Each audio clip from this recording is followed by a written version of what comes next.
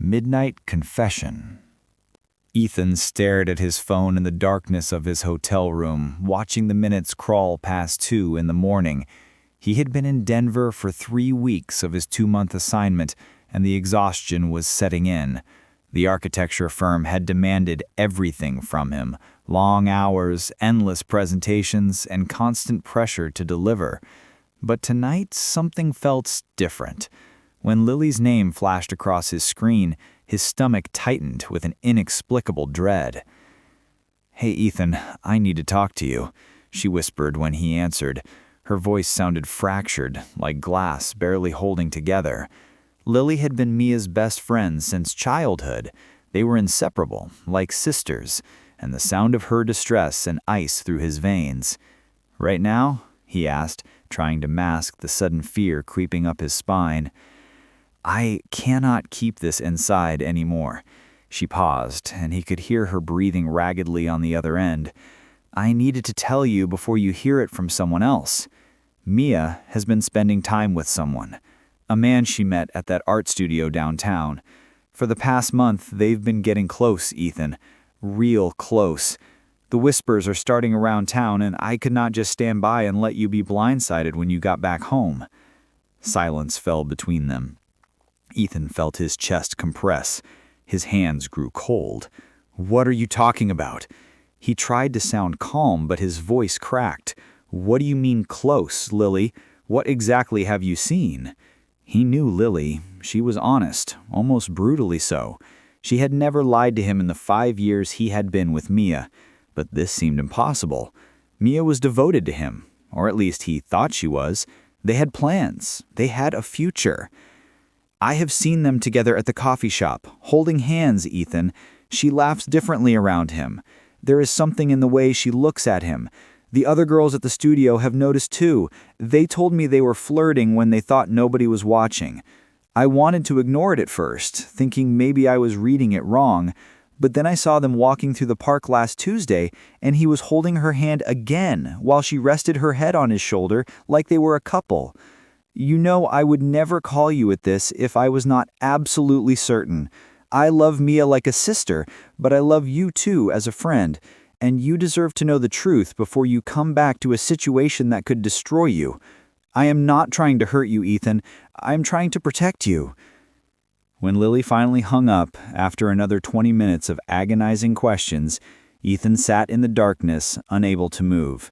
His mind spiraled with images of Mia with someone else, someone who could make her laugh, a stranger who was stealing the woman he loved. He stared at plane tickets on his laptop. His assignment could wait. He needed to go home. He needed answers. Early return. Ethan booked the first available flight home without hesitation. His hands trembled as he packed his suitcase, throwing clothes haphazardly into the bag. He did not care about the presentation or the disappointed looks from his partners at the firm. Nothing mattered except getting back to face the truth. The flight left in 4 hours, and he was already heading to the airport. His mind kept replaying Lily's words over and over like a broken record. Hand-holding, laughing differently, resting her head on his shoulder, arriving at dawn. When Ethan pulled up to the small house he and Mia shared, the sun was just beginning to peek over the horizon. Everything looked the same as when he left, 2 weeks ago. But now, the familiar sight felt foreign and cold, like walking into a stranger's home. He had a key, but decided to knock instead, needing to see her face the moment she answered the door, needing to watch her reaction when she realized he was home early. Confused murmuring. Mia answered after the third knock, wearing one of his old college sweatshirts, her dark hair messy from sleep. Her beautiful face transformed from sleepy confusion to shock in seconds. "Ethan, what are you doing here?" she said, stumbling backward. "You are not supposed to be home for 6 more weeks. What happened? Is everything okay?" Concern flooded her features, but Ethan could not tell if it was genuine or performance. He searched her eyes for signs of deception, for any hint that she had been with someone else. I came home early. We need to talk, he said, stepping inside without waiting for an invitation. Mia followed him to the living room, where they sat on opposite ends of the couch like strangers. She wrapped her arms around herself, clearly sensing something was wrong.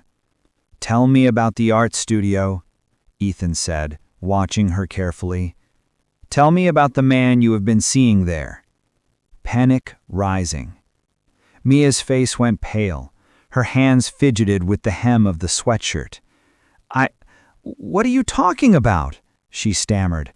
Her voice was small and frightened, but was it fear of being caught, or fear of the accusation itself? "How did you find out? Who told you?" Ethan could see the wheels turning in her mind, trying to calculate which version of the truth would best serve her. Leaning forward. "Lily called me in the middle of the night. She told me everything," Ethan said, his jaw clenching at the memory. The coffee shop? The park? The hand-holding? Mia's eyes filled with tears, and she stood up, pacing the room. Her reaction seemed genuine, but he had thought everything was genuine before. "Okay, yes," she finally said, her voice breaking. "There is someone I have been spending time with. His name is Marcus. But it is not what you think, Ethan. I promise you, it is not. Marcus is just a friend. He teaches art classes at the studio, and yes, we have had coffee together, but it has been totally innocent. We talk about art and creativity and life. He's going through a divorce, and I was just being supportive." She was crying now, tears streaming down her face. But the moment she said it, Ethan knew she was leaving something out. His instincts screamed that the story was incomplete, uncertain, and hurting. "Then why did Lily see you holding hands, Mia? Why was your head on his shoulder in the park?" Mia sank back onto the couch, her composure crumbling. She looked smaller somehow, fragile and broken. "I did not think it was a big deal, Ethan. We were just comforting each other. He was sad and I was there, and in that moment, it felt like we understood each other. I was not thinking about how it looked. I was just being human. But that was all it was, I swear to you. I swear nothing physical has happened between us. His name means nothing compared to what we have." But as Ethan looked at the woman he had planned to spend his life with, he realized he could not tell if she was telling him the truth or if she was just telling him what he wanted to hear. And somewhere in the back of his mind, Lily's trembling voice echoed through his thoughts, raising questions he wasn't ready to face. Unraveling truths. Ethan could not sit still. His legs carried him to the window where he stared out at the quiet morning street below. His mind was a tornado of confusion and doubt. She said nothing happened, but she also said they held hands. She said he meant nothing, but she spent a month seeing him in secret. That felt like betrayal, regardless of whether physical boundaries were crossed. "I need some time," Ethan said, turning back to face Mia. "I need to think. I cannot do this right now." "Wait, please, do not leave like this. We can talk about this." Mia reached out for him, but he moved away from her touch. He could not bear to feel her skin against his right now. Every sensation felt contaminated by doubt. He walked out of the house and drove without direction, ending up at a coffee shop across town where he ordered a black coffee and stared at his phone. Before he knew what he was doing, Ethan had already called Lily to meet him. The coffee shop where Lily arrived 20 minutes later showed visible signs of having not slept. Her eyes were red and puffy, and she looked as torn apart as he felt. He barely recognized the vibrant girl he had known for years, replaced now by someone carrying the weight of a terrible secret. "Thank you for telling me," Ethan said when she sat across from him. "But I need everything, Lily. I need to know exactly what you saw and why you felt compelled to betray Mia's trust by calling me." Lily flinched at the word betray, her hands wrapped around the warm coffee cup for comfort. "I know how it looks," she said, her voice barely above a whisper, "but you need to understand something about me first. For the past year, I have been watching you and Mia together, noticing the way you two have been drifting apart, the late nights you worked, the canceled plans. The way you seemed tired of each other even if you were not saying it out loud. And then I watched Mia find something she was missing with Marcus, and I realized I could not stand it. I thought it was because I was being a good friend, but the truth is more complicated than that, Ethan." She paused, meeting his eyes. "I have always had feelings for you. I never acted on them because you were happy with my best friend. But when I saw her pulling away, I could not help myself. I made the call to break you two apart, and maybe I did it for the right reasons, but maybe I did it for selfish ones too." Ethan felt the world shift beneath him. Lily's confession hung between them like a grenade with the pin pulled. He had not expected this layer of complexity, this admission that her warning might not have been purely altruistic, but motivated by her own desire to clear a path between them. "You are telling me you sabotaged my relationship because you have feelings for me?" he said slowly, testing the words in his mouth to see if they felt true. "I am not saying that I did not see what I saw. I did see them together. I did see the intimacy between them. It was real, Ethan, but maybe I interpreted it with a bias. Maybe I exaggerated it in my mind to justify what I wanted to happen." She was crying now, openly and unguarded. "I have spent the last month torturing myself over this call. I knew that the moment I made it, I was crossing a line that could never be uncrossed, but I could not help myself. I love you, Ethan, and I have for so long." Ethan sat back in his chair, his coffee growing cold beside him. His life had become a labyrinth of emotional landmines. Everything he thought was true felt suspect now. Was Mia guilty of betrayal? Was Lily motivated by love or selfishness?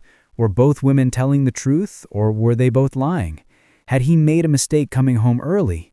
Or had he made a bigger mistake not listening to his gut about the distance growing between him and Mia for months now? "I need to know what is real," he finally said. "I need to know who I can trust." The meeting.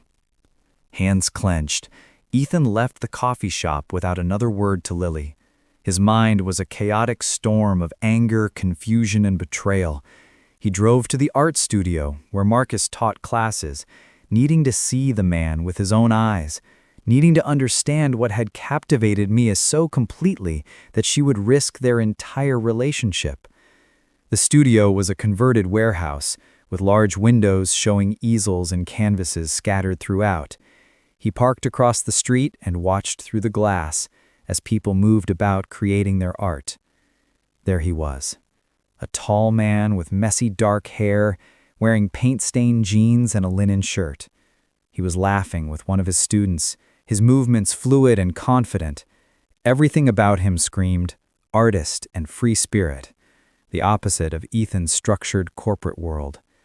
Ethan could see why Mia might have been drawn to him, but seeing was not enough. He needed answers. He walked into the studio, his shoes echoing against the concrete floor. "Are you Marcus?" Ethan asked, approaching the man directly. Marcus turned with a smile that quickly faded as he sensed something was wrong. "Yeah, that is me. Who are you asking?" The way he said it suggested he already knew, or at least suspected the answer. "I am Ethan. I am Mia's boyfriend," Ethan said, watching Marcus's expression shift to something between guilt and resignation. "They need to talk." Marcus followed Ethan out to the street without resistance, his shoulders sagging as if he had been waiting for this confrontation. "What is your relationship with Mia?" Ethan demanded, his fists clenching at his sides. Marcus ran a hand through his hair, looking genuinely pained. "I care about her," he said simply, "and I think she cares about me too. But we have not crossed any physical lines, if that is what you are asking. I would not do that to her. Not unless they were no longer together." "She is still with me," Ethan snapped. "But apparently that does not mean much these days. Everyone seems to have their own agenda, their own feelings they are protecting." Marcus shook his head, meeting Ethan's gaze with surprising compassion. "You know what, man? I think Mia loves you. But I also think she was feeling alone. She said you had been distant for months, working too hard, chasing some version of success, while she was left waiting at home. I did not pursue her, Ethan. She came to me seeking connection, seeking someone who could make her feel alive again. Ethan felt those words hit him harder than any physical blow.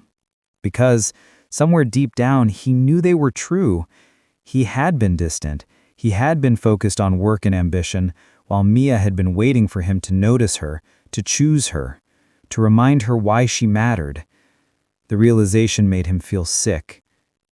"I love her," Ethan said, his voice breaking with raw emotion. "Then fight for her," Marcus said. It was not what Ethan expected to hear. "Maybe she needs to know that you see her now, that you understand what you've been missing. I'm not the villain in this story, man. I'm just the mirror that showed her what was possible when someone pays attention, when someone chooses her." Ethan walked back to his car, feeling hollowed out by the encounter. Marcus was right. And worse than that, Lily was right too. There had been a distance growing between him and Mia, and neither of them had done anything about it until it nearly destroyed them. He drove slowly, his heart pounding as he pulled into the driveway. The choice. Mia was waiting for him on the porch, her eyes swollen from crying. She looked so fragile, so lost, so desperate for him to understand. She stood up when she saw him, her hands trembling. "I have been waiting for you to come back," she said softly. "I knew you would need to go figure things out. I needed you to understand why I did what I did." Ethan sat on the porch steps, and Mia joined him, their shoulders nearly touching, but not quite. "I talked to Marcus," he said, watching her reaction. Mia closed her eyes as if bracing for impact. "He told me that I have been neglecting you, that I have been choosing work over us. He told me that you came to him because you were lonely and seeking connection." "I am so sorry," Mia said, her words tumbling out in a rush. "I never meant to hurt you. I never wanted to be the kind of person who would betray you.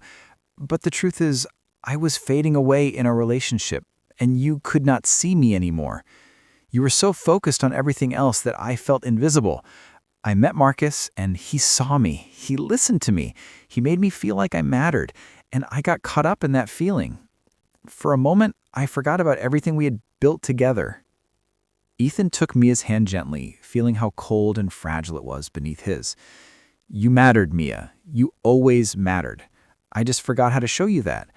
I was so caught up in becoming someone I thought you would be proud of that I forgot to actually be present with you. Forgive me." "But then there is Lily," Mia said, pulling away slightly. "I know she called you, and I know what she told you. But have you thought about why she called you?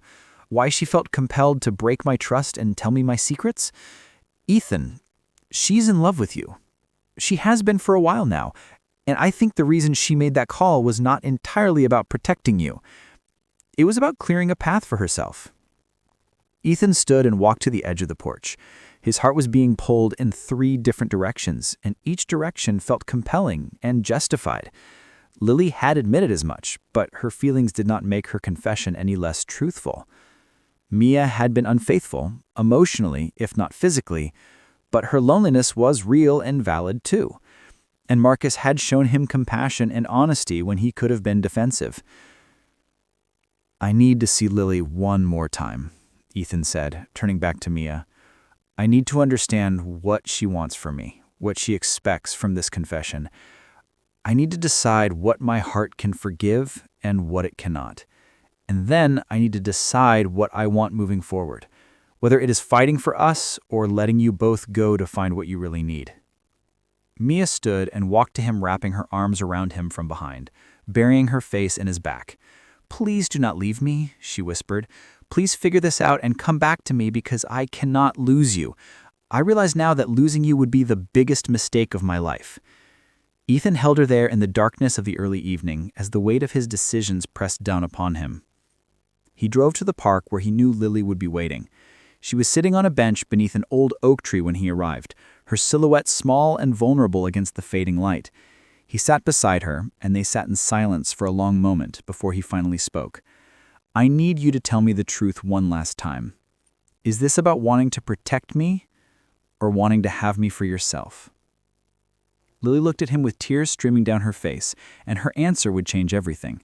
The question hung in the air between them as the sun dipped below the horizon and the world held its breath, waiting for the truth that would finally set them all free or condemn them all to a lifetime of regret.